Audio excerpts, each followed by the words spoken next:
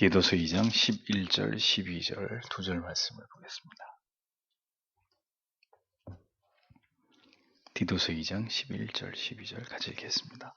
모든 사람에게 구원을 주시는 하나님의 은혜가 나타나 우리를 양육하시되 경건치 않은 것과 이 세상 정욕을 다 버리고 근신함과 의로움과 경건함으로 이 세상에 살고. 아멘. 기도하겠습니다. 주님, 수요일 저녁에 우리가 하나님의 말씀을 듣고 또 하나님 앞에 기도하기 위해 모였습니다. 이 시간에도 성령께서 하나님의 말씀을 우리의 가슴에 심어주시고 진리의 귀한 깨달음을 우리가 우리의 마음에 받을 때 우리의 가슴이 뜨거워지고 더욱 분명하게 무엇을 위해서 어떻게 살아야 하는지에 대한 귀한 답을 얻는 시간이 되도록 도와주옵소서. 모두가 하나님을 위한다고 하지만 진정코 하나님을 기쁘시게 하는 삶을 살아가는 자들은 많지 않은데 듣고 또 깨달아서 진실로 하나님의 영광을 위해서 살기를 원하는 하나님의 백성들 되기를 원하오니 오늘도 그렇게 살아갈 힘을 이 말씀에서 얻도록 오늘도 우리에게 은혜 주시는 하나님 앞에 우리가 하나님 풍성하게 은혜의 깨달음을 얻고 돌아가는 시간이 되도록 하나님 역사해 주시옵소서. 이 시간에도 주님이 우리 모두에게 함께하여 주시기를 원하오며 예수님 이름으로 기도합니다. 아멘. 하나님의 은혜가 나타나, 이런 제목으로 하나님 말씀을 전하겠습니다. 방탕한 그레데 지역의 원주민들이 보기에 복음을 영접한 그리스도인들은 당시 이 지역에서 활동하고 있었던 거짓 교사들의 이 아주 허랑방탕한 삶과 뚜렷하게 어떻게 대비되는 이런 어떤 성도의 삶을 살아가야 될 이유가 아주 분명했습니다. 그러니까 뭔가 그레데에서 예수를 믿지 않고 있는 원주민들이 볼 때 자기들 예수를 믿은 자기들과 그리고 엉터리 복음을 전하는 거짓 사도들, 거짓 교사들, 그들의 이율배반적인 전혀 믿음과 행위가 일치되지 않는 그들의 삶과 뭔가 분명한 차별성을 보여야 되는 이런 어떤 필요가 있었단 말이죠. 왜요? 복음의 영광이 하나님의 말씀이 전파되는 문이 활짝 열리기 위해서는 그러한 성도의 성도다운 삶이 필수적인 것이었기 때문입니다. 이런 이유 때문에 디도서는 바울의 다른 서신들처럼 어떤 교리적인 문제를 다루거나 그런 것을 교정하기 위한 이런 부분의 말씀보다는 어떻게 교회를 조직해야 되느냐, 어떤 직분을 세워서 하나님의 교회 되게 해야 되느냐, 또 새로 믿은 자들이 대부분이었던 성도들에게 이제 그리스도인의 삶의 그 내용이 무엇이어야 되느냐, 이 문제를 더 많이 할애하면서 그것을 지도하라고 바울은 디도에게 당부하고 있는 내용들이 디도서에 많이 등장하고 있는 것을 보는 것입니다. 교회 안에서 그리고 세상에서 성도라는 이름을 가진 사람들은 어떻게 살아야 되느냐, 아주 실제적인 문제들을 가르치게 하는 것입니다. 신자는 어떤 가치를 중요하게 여기고 어떤 원칙을 지켜서 살아가야 되느냐, 이 문제를 집중적으로 다루게 하시는 것을 볼 수 있는 것이죠. 사도는 계속해서 우리를 구원으로 부르신 하나님의 목적과 섭리에 대한 부분을 설명을 합니다. 그래서 11절을 보면 원문에는 왜냐하면 이라는 접속사가 있습니다. 이 접속사가 등장하는 이유는 1절에서부터 10절까지 그레데 교회 안에서 바른 교훈으로 늙은 남자와 여자 성도와 그리고 젊은 여자와 남자 성도들에게 무엇을 가르쳐야 되고 또 믿는 종들에게 주인에게 어떻게 행해야 될지를 설명하면서 이러한 주제들을 왜 그레데 성도들에게 가르쳐야 하는지 그 이유를 이제 바울은 디모데에게 설명하고 있기 때문입니다. 이제부터 사도가 말하는 부분이 바로 디도서의 핵심적인 내용으로 장로를 세우고 그리고 모든 성도들에게 그리스도인으로서의 의로운 삶을 살 것을 가르치는 가장 중요한 목적,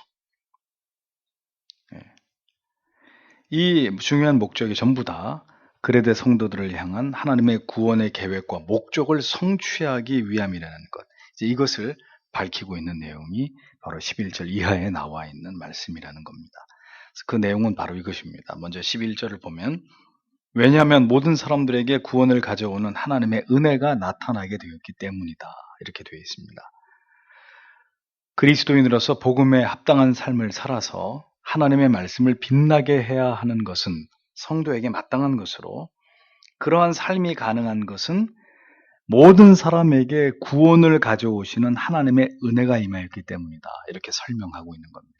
즉 부르심을 입은 자들에게는 반드시 하나님의 은혜가 임하였다는 증거로 복음에 합당한 의로운 삶이 나타날 수밖에 없다는 것을 사도가 강조하고 있는 것을 보게 되는 것이죠. 성화를 말하지 않는 칭의는 존재할 수 없고 칭의에서 비롯되지 않은 성화도 존재할 수 없다는 것을 우리는 잊어서는 안 됩니다. 칭의에 대한 여러 오해와 그릇된 해석들은 성도의 구원과 삶에 심각한 문제를 발생시킬 수 있습니다. 잊지 말아야 될 것은 칭의와 성화는 모두 구원의 마차를 굴리는 두 수레바퀴와 같은 것이다 라는 거죠. 절대로 분리될 수 없는 문제다. 하나님 앞에 믿음으로 의롭다 칭함을 받았는데 그런데 성화의 삶은 없는 그런 믿음은 존재하지 않는다는. 그럼 반율법주의로 간다든지 혹은 쉬운 구원관으로 간다든지 이런 문제들은 전부 다 구원에 대한 그릇된 지식이 낳은 사생아들이란 말이죠. 본문에는 모든 사람이라고 이렇게 돼 있어요. 이 부분을 잘못 해석을 하게 되면 만인 구원의 알미니안 신앙에 빠지게 되는 겁니다. 여기서 모든 사람이라고 하는 것은 글자 그대로 한 사람도 빠짐없이 전부 다 그 의미가 아니라 인류 전체를 말하는 보편 구원론을 지지하는 그런 의미가 아니라 다만 하나님이 지으신 모든 피조물들 가운데서 다른 생명과 구별된 하나의 어떤 범주로서의 사람이라고 하는 어떤 그 집단, 그것을 표현하고 있는 말씀일 뿐입니다. 그래서 모든 사람이란 모든 각 개개인을 말하는 게 아니라 하나님께서 구원으로 부르신 택자들만을 의미하는 것이다 라는 뜻을 이해하실 필요가 있습니다. 중요한 것은 그 택하심을 입은 주의 백성들에게 구원을 주시는 하나님의 불가항력적이고 일방적인 은혜가 임하게 되었다는 사실입니다. 본문에 분명히 나오죠. 모든 사람에게 구원을 주시는 하나님의 은혜가 나타났다. 구원을 주시는 하나님의 유효적인 은혜가 택하심을 입은 모든 백성들에게 나타나게 될 것이다. 그런 의미입니다. 자, 그러니까 생각해 보십시오. 이 구원으로 부르시는 위대한 초대가 각 택하신 백성들의 영혼 가운데 임하였는데 어떻게 이 구원을 깨닫지 못하고 자신이 구원받은 하나님의 자녀인 것을 확신하지 못하고 우왕좌왕하는 그런 일이 어떻게 일어나겠습니까? 성경이 거짓말을 하는 게 아니면 구원을 주시는 하나님의 은혜가 분명히 하나님의 택한 모든 백성들에게 나타난다고 얘기하고 있는데 어떻게 나는 구원받았나? 나는 구원 안 받는 난 하나님의 사람이 아닌가?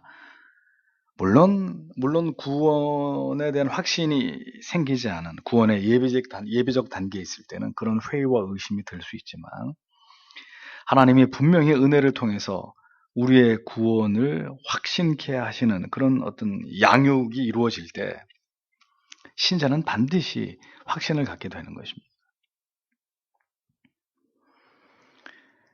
구원을 주신 하나님의 은혜가 나타난다고 분명히 말씀하고 있습니다. 그러므로 구원을 받게 될 성도에게는 의심할 수 없이 그에게 하나님의 구속의 은혜가 임하게 되었고 마침내 회심을 경험하게 되는 것을 통해서 그가 그리스도인이 되었다고 하는 확신과 그 증거들이, 그 열매들이 그 삶에서 나타날 수밖에 없는 게 당연한 귀결이라는 거예요.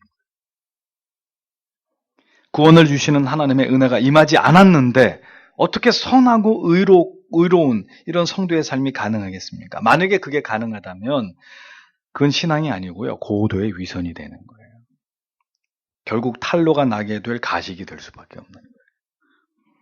또한 구원의 은혜가 나타난 신자가 어떻게 불신자와 다를 바가 없는 그런 삶을 살아가겠습니까? 이것 또한 불가능한 일, 교리적으로 볼 때 하나님의 말씀에 입각해서 볼 때는 이런 일은 일어날 수 없는 일들이에요.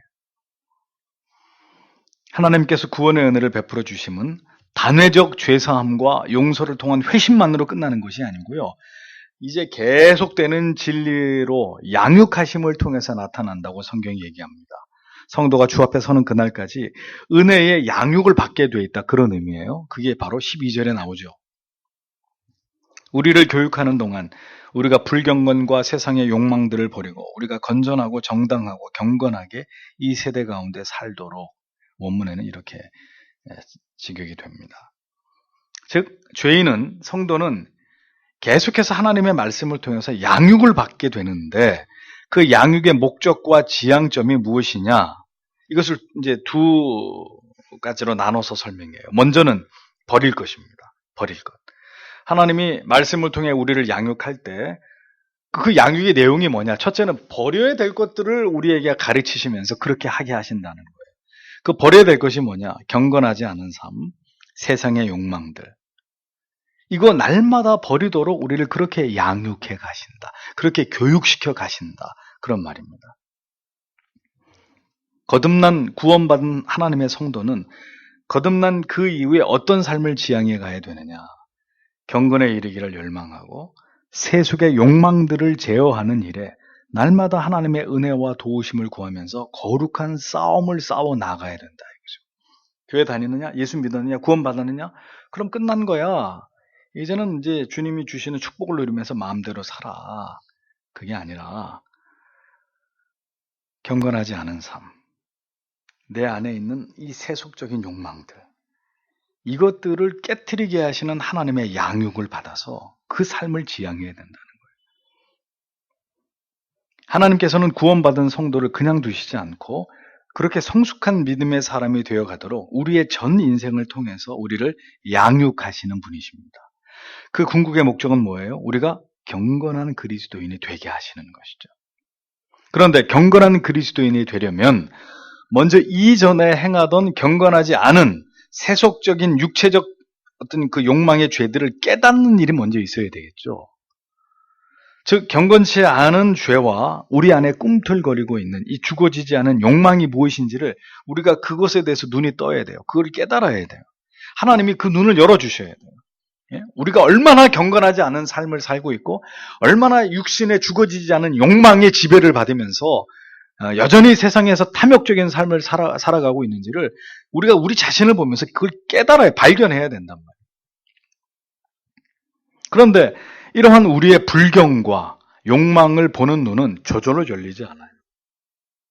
그러하기 때문에 하나님께서는 날카로운 검과 같은 하나님의 진리의 말씀으로 혹은 우리에게 주시는 혹독한 고난 속에서 우리가 살아온 지난 날들 속에서 우리가 살아오던 경건하지 않은 삶과 우리 안에 있는 욕망들의 그 찌꺼기들을 보게 하시는 은혜를 주시는 것입니다. 하나님의 서슬퍼런 말씀이 우리를 찌르고 해부해서 그걸 보게 하든지 아니면 고난 가운데 하나님이 우리를 던져서 그 고난 속에서 이 모든 고난이 내가 그렇게 살아왔던 지난 날들 때문이다 라는 걸 뼈아프게 깨닫게 하든지 어찌됐든 이런 방편을 통해서 우리를 보게 하시는 거예요. 보이지 않던 죄들이 보이게 하고 내 안에 아직 그런 경건하지 못한 악과 욕망이 존재하고 있다는 것을 소스라치게 깨닫게 하시는 이런 은혜를 하나님이 베푸신다. 이러한 은혜가 임할 때 우리는 비로소 우리 안에 있는 우리가 경건한 줄 알았는데 사람들이 목사님 해주고 뭐 집사님, 뭐 장로님, 뭐 회장님, 뭐 이렇게 나를 불러주고 그렇게 하니까 내가 진짜 경건한 사람인 줄 알았는데 정말 여전히 내 안에 경건하지 못함과 죄악의 이 탐욕적인 욕망이 또아리를 틀고 있다는 것을 깨닫게 되는 이런 은혜를 체험하는 거예요. 그게 얼마나 추악한 죄인지를 발견하게 되는 이런 은혜를 받는 거예요. 이게 뭐라고요? 하나님이 우리를 양육하시는 것이다. 왜 많은 그리스도인들과 목회자들이 하나님을 신앙한다고 말은 그렇게 하면서 여전히 세속적이고 인본주의적이고 자신들의 욕망과 아집에서 벗어나지 못하는 이유가 뭐겠습니까? 디모데전서 4장 7절에 경건에 이르기를 진력하라 이렇게 말씀했습니다. 또 디모데전서 6장 3절에서 5절에는 누구든지 다른 교훈을 하여 바른 말 곧 우리 주 예수 그리스도의 말씀과 경건에 관한 교훈을 창념치 아니하며 저는 교만하여 아무것도 알지 못하고 변론과 언쟁을 좋아하는 자니 이로써 투기와 분쟁과 회방과 악한 생각이 나며 마음이 부패하여지고 진리를 잃어버려 경건을 이익의 재료로 생각하는 자들의 다툼이 일어나느니라. 이런 말씀이 기록되어 있죠. 왜 그럴까요? 자기 자신을 살피지 않기 때문이에요. 하나님의 말씀 앞에 진리의 탐조등 앞에서 자기의 영혼을 비춰보면서 내 안에 경건치 않은 삶의 요소들이 뭔가, 내 안에 아직도 살아서 꿈틀거리는 이 어떤 세속적인 욕망이 무엇인가, 이 죄악들을 퇴치하기 위해서 하나님 앞에 노력하면서 하나님의 은혜를 구하는 그 치열한 삶이 성도 안에서, 목회자 안에서 이루어지지 않기 때문에 다른 사람은 다 판단하고 가르치면서 자기는 하나님께 불순종하고 자기 고집 부리고 경건하지 않게 살고 자기 욕망에 지배당하면서 이율배반적인 삶을 살아가는 것입니다. 이 세상의 정욕을 다 어떻게 하라 그랬어요? 버리고 그랬잖아요. 우리를 양육하시되 경건치 않은 것과 이 세상 정욕을 다 버리고 분명하게 말씀했습니다. 디모데후서 3장 12절에 무릇 그리스도 예수 안에서 경건하게 살고자 하는 자는 핍박을 받으리라 이렇게 되어 있잖아요. 그러니 오늘날 성도님들과 목회자들 가운데 경건한 삶을 위해서 세상으로부터 핍박받고 불이익당하고 궁핍한 삶을 견뎌내야 되는 대가를 기쁘게 지불하려고 하는 사람이 얼마나 되겠습니까?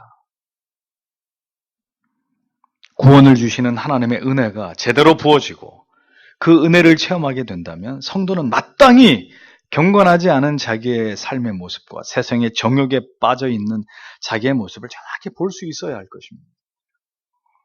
그래서 교회는 이와 같은 구원받은 성도의 삶을 현미경으로 이렇게 관찰하고 들여다보면서 진리에서 벗어나고 경건이 무너지고 세속의 정욕에 이끌림을 당하는 그런 성도의 신앙에 대해서 어떻게 해야 되는 거예요? 질타해야 되는 거예요.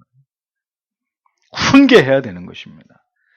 성도들을 바른 믿음으로 이끌어들여서 올바른 믿음의 길로 가도록 양육해야 되는 의무가 있는 것입니다.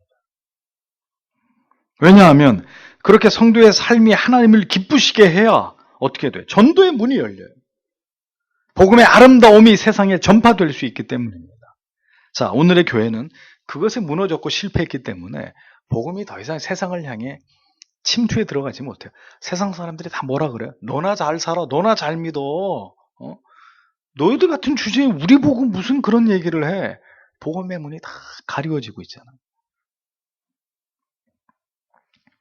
성도가 죄를 짓고 살고 하나님과 멀리하고 있고 세상과 더불어 짝하고 살아가고 있어도 하나님의 추상 같은 말씀과 권면과 교훈과 훈계를 할 수 없다면, 그런 얘기를 가지고 성도들을 양육할 수 없다면 그건 교회라고 말할 수 없어요. 교회 문 닫아야 돼요. 또 그러한 것들을 받아들이지 못하는 신앙 또한 하나님께 양육을 받고 있는 신자라고 말할 수 없는 것입니다. 그냥 좋은 얘기만 들으려고, 재밌는 얘기만 들으려고, 감동이나 받으려고, 그 사람들은 신자 아니란 말이에요.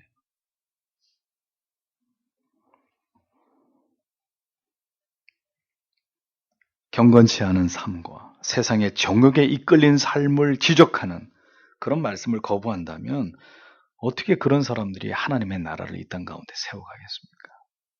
참된 그리스도인이 될 수 없다는 거죠.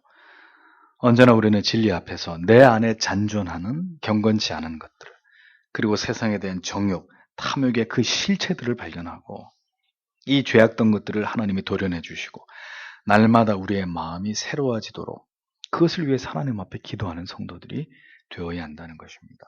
그것을 위해서 구원으로 불렀다는 거예요. 양육을 통해서 버려야 될 것들이 있고, 다음은 어떻게 살아야 되느냐의 주제가 있습니다. 자, 버리고, 그 다음에 12절 마지막에 동사 살고, 두 동사를 주의해 보세요. 먼저는 버려야 되고, 그 다음에는 살아내야 돼요. 살아내야 돼요. 뭘 어떻게 살아내야 돼요? 세 가지입니다. 근신함으로, 의로움으로, 경건함으로 살아내야 돼요. 경건치 않은 것과 세상의 정욕은 죽이고 버려야 되는 것이고, 또 신자가 살아내야 되는 것은 이 세 가지입니다. 자기 스스로를 통제하면서 신중한 방법으로, 또 바른 방법으로, 또 경건하게, 그런 의미입니다. 성도는 이 세상에서 더불어 함께 살아가는 자들입니다. 세상을 등지고 우리 모두 다 저기 삶 속에다가 수도원을 짓고 거기 들어가서 삽시다. 그럴 수 없습니다. 그래서는 안 되는 사람들입니다. 세상에서 살아야 되지만 세상과 어울릴 수 없는 사람들, 그들이 성도입니다. 성도가 세상에 살되 세상과 차별되어야 함에 있어서 필요한 첫 번째가 뭐냐? 성경은 얘기합니다. 근신합니다. 이것은 자신의 내면의 욕망을 제어하면서 매사에 하나님 앞에서 신중한 삶을 살아가기 위한 노력입니다. 죄는 깊이 진지하게 하나님 앞에서 고민하게 하지 않습니다. 저질러, 질러 그냥 긁어. 우리가 돈이 없지 가오가 없냐? 긁어. 한 번밖에 없는 세상 누려. 그래서 월세에 살면서도 수입차 타고 그렇게 폼 잡으면서 죄가 그렇게 만드는 거예요. 진지하지 못하게 만들고 가볍게 만들고 욕망을 제어하지 못하게 만들고 그냥 막 살게 만드는. 그런데 그건 신자의 삶이 아니라는 거예요. 날마다 성령 안에서 진리 안에서 자기의 죄성을 성찰하고 자기를 돌아보는 것입니다. 악한 욕망들, 꿈틀거리는 악한 욕망들, 이의적인 마음들, 얄팍하고 교활한 인간의 생각들을 제어하고 신중하게 매사에 하나님 앞에서 성도의 삶을 살아가게 하는 그런 노력입니다. 그것이 근신함입니다. 그 다음은 의로움입니다. 의로움은 타인과의 관계 속에서 올바름을 지향하는 거예요. 나 혼자 살아가는 데 있어서는 중요하지 않아요. 이것도 혼자 살아감에 있어서도 의를 추구하는 건 중요한데 여기서 의는 더불어 같이 사는 데 있어서 공정하게, 불의하지 않게 내 말과 행동이 진리에 근거하도록 다른 사람에게 불이익을 주고 상처를 주고 고통을 주는 그런 것이 돼서는 안 되고 자기의 인간적인 생각이나 자존심이나 자기의 판단에 근거해서는 안 되고 성경의 말씀에 근거해서 모든 판단이 공명정대하게 그렇게 이루어지기를 원하는 마음, 의로움입니다. 의로움. 그 다음에는 어떻게 살아야 됩니까? 뭘 추구하면서 어떤 삶을 살아야 되느냐? 경건합니다. 이것은 하나님과의 관계 속에서 언제나 하나님을 경외하고 순종하는 삶을 의미하죠. 하나님을 깊이 의식하는 삶을 뜻합니다. 왜 주의 일 한다고 하면서 전부 다 자기의 고집들 주장하고 자기 생각들을 도무지 꺾지 않는 일들이 계속해서 이렇게 우리 주위에 일어나는지 알 수가 없습니다. 심지어 목회자들조차도 하나가 되지 못하고 함께 하나님의 뜻을 도모하지 못하는 이런 한계들을 보면서 참 마음이 많이 무너집니다. 왜 우리는 하나님을 두려워하지 않는 걸까요? 왜 자기가 그렇게 하는 게 다 옳다고만 생각하는 걸까요? 왜 하나님의 나라와 의를 이루겠다고 하는 사람들이 왜 자기를 내려놓지 못하고 하나님의 뜻에 순종하려고 하는 모습이 없을까요? 나는 내 식대로 합니다. 당신들은 뭐 하든지 말든지 그게 하나님의 길입니까? 하나님의 방법입니까? 그러면서 천사 같은 말하면 뭐 할 거예요? 천사 같은 말하면은. 뭘 주장하고 어떤 논리를 펴는 게 그게 무슨 의미가 있냔 말이죠. 자기는 그렇게 안 살면서 자기는 그렇게 의롭지 않으면서 경건하지 않으면서 근신하지 않으면서 그럼 무슨 의미가 있어요? 다 소용없는 거예요. 부질없는 거예요. 성도는 근신함과 의로움과 경건함으로 이 세상에 살아가야 되는 자들입니다. 무엇 때문에 그렇게 해야 됩니까? 하나님의 영광을 위해서. 나의 영광, 내 이름, 내 업적이 아니라 하나님의 뜻과 계획과 일들을 이루어드리기 위해서. 하나님의 뜻을 이루는 일에 가장 큰 방해가 뭡니까? 뭐예요? 세상입니까? 아니면 우리를 힘들게 하고 핍박하고 우리를 정죄하는 사람들입니까? 아니면 물질의 궁핍함입니까? 아니에요. 전부 다 아니에요. 가장 큰 방해거리는 내 자신입니다. 내 자신. 내 자신이 가장 큰 골칫거리입니다. 한 입으로는 천 없는 진리를 얘기하면서 한 입으로는 똥꼬집을 부리는 내 자신이 가장 큰 문제라고. 내가 제일 성화의 방해거리예요. 말씀대로 순종하지 않으려고 하고 굴복하지 않으려고 하는 하나 되지 않으려고 하는 그 오만함, 내 자신의 판단, 생각만으로 모든 걸 결론 지어버리려고 하는 그 옹졸함이, 그 고집스러움이, 그 죄가 하나님의 뜻을 이룸에 가장 큰 방해가 되는 것입니다. 성화의 가장 큰 적은 내 안에 있어요. 누구를 탓하고, 세상이 이렇게 악해서 그렇다고 그런 얘기 할 필요 없습니다. 언제는 세상이 안 악했어요? 예수님 사도 바울 때는 그럼 세상이 아주 착했습니까? 고분고분했나? 억울하고 분통이 터져도 성도는, 하나님의 사람들은 하나님께 구하고 하나님께 위로받고 하나님의 방법대로 하나님의 뜻을 이루어 가야 되는 사람들입니다. 그렇게 세상 사람들과 달리 성도는 근신함으로, 의로움으로. 세상 사람들은 이런 것들이 자기들의 어떤 가치 판단의 기준이 아니잖아요.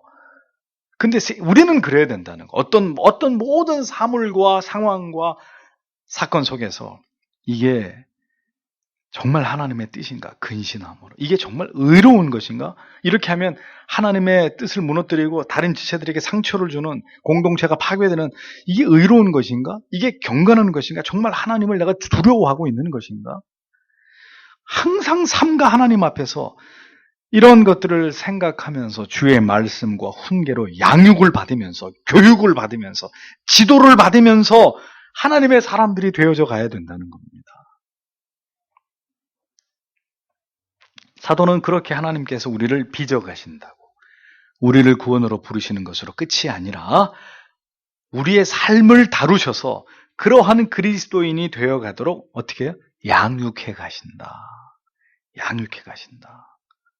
네? 교회만 나오면 끝이 아니에요. 양육을 받아야 돼요. 하나님의 말씀으로 경건하지 않은 것들 계속 책망받고 지적받고, 내 안에 꿈틀거리는 욕망들 계속해서 성령의 불로 태워주십시오. 기도해야 되는 것이고, 또 삶에 반듯하게 내가 근신하며 의로움을 행하며 경건하게 내가 그렇게 하나님 앞에 살아가도록 끊임없이 양육받아야 돼요. 목사도 다른 사람에게 양육을 받고 지도를 받고 권면을 받아야 돼요. 안 그러면 자기만 잘난 사람 되죠. 망하는 길이에요. 우리는 그렇게 주의 은혜에 붙들려 양육되어 가고 있는가 확인해 봐야 될 부분입니다. 근데 목사가 솔직히 말씀드리건데 많지 않아요. 왜? 듣기를 싫어하거든요. 일단 말씀을 듣기를 싫어하고, 또 그 말씀이 따가운 말씀이면 더더군다나 외면하고 귀를 닫으려고 하고.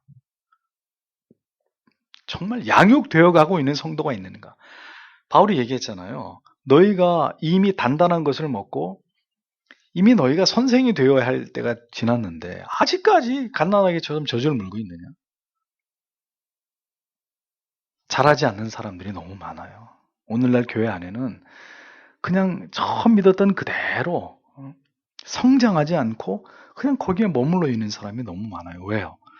양육을 받아서 성장해 가려면 이런 뼈를 깎는 이런 고통을 지불해야 되거든요. 응?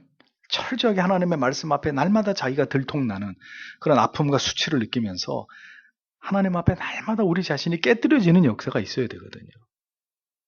근데 그렇게 치열하게 믿고 그렇게 하나님의 말씀을 받으면서 그렇게 양육을 받으려고 하는 거룩한 동기를 가진 사람들이 많지 않다는 것이죠. 또 그렇게 하나님의 말씀으로 분명하게 가르치는 그런 교회도 많지 않고, 그러니 어떻게 되겠어요? 전부 다 하향평준화되는 거죠.